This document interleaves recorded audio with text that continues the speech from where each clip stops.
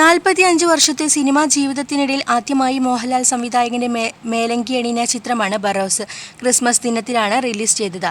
3D ചിത്രമായി തിയേറ്ററുകളിൽ പ്രദർശനം തുടരുന്ന ബറോസിന് സമ്മിശ്ര പ്രതികരണമാണ് പ്രേക്ഷകരിൽ നിന്ന് ലഭിക്കുന്നത്.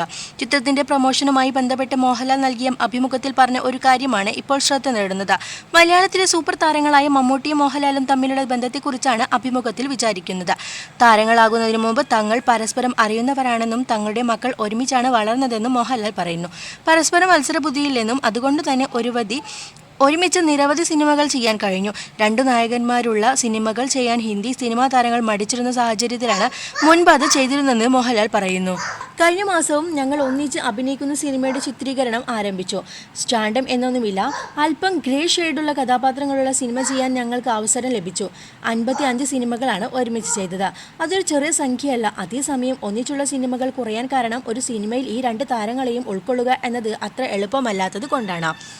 അതുകൊണ്ടാണ് മമ്മൂട്ടി അദ്ദേഹത്തിൻ്റെ സിനിമകൾ ചെയ്യുന്നത്, ഞാൻ എൻ്റെ സിനിമകൾ ചെയ്യുന്നത്. മോഹൻലാൽ പറഞ്ഞു. ഞങ്ങൾ തമ്മിൽ ഒരു മത്സരവുമില്ലെന്നും മോഹൻലാൽ കൂട്ടിച്ചേർത്തു. മമ്മൂട്ടിക്കൊപ്പം മാത്രമല്ല മറ്റേതൊരു നടനൊപ്പവും മത്സരമില്ലെന്നും മോഹൻലാൽ പറഞ്ഞു.